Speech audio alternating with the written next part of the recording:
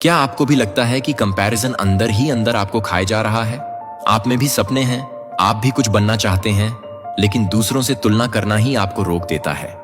अगर हाँ, तो ये कहानी जरूर देखिए, क्योंकि शायद ये कहानी आपकी जिंदगी बदल दे। जंगल की सुबह पंछियों की चहचहाहट गूंज रही थी। चंचल बंदर एक डाल पर बैठा सोच रहा था, काश मैं वीर जैसा ताकतवर होता तो सब मुझे मानते। काश मैं मयूर जैसा सुंदर होता तो सब मुझे देखते। काश मैं गजेंद्र जैसा बड़ा होता तो सब मुझसे डरते। वो हर रोज खुद की तुलना किसी न किसी से करता और फिर उदास हो जाता। एक दिन अचानक जंगल में आग लग गई। सभी जानवर इधर उधर भागने लगे। नदी तक पहुंचने का रास्ता बहुत ऊंचे ऊंचे पेड़ों से घिरा हुआ था। वीर अपनी ताकत से पेड़ तोड़ने की कोशिश करता है।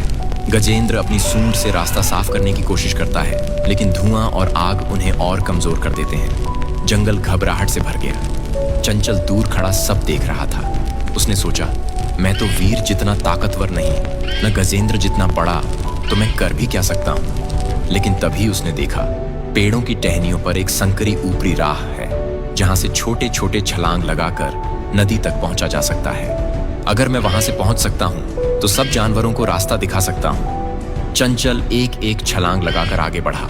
धुएं और आग के बीच उसकी फुर्ती ही सबसे बड़ा हथियार बन गई। वो तेजी से कूदते हुए नदी तक पहुंचा और जोर से चिल्लाया, इधर ऊपर से आओ, यही सुरक्षित रास्ता है। जानवरों ने उसकी बात मानी। धीरे धीरे सब उसी रास्ते से निकलकर नदी तक पहुंच गए। जंगल की जान बच गई। उस शाम सबने चंचल को गले लगाया। वीर बोला, ताकत काम ना आई। गजेंद्र बोला, बड़ा होना भी काम ना आया। मयूर बोला, सुंदरता भी किसी काम की नहीं।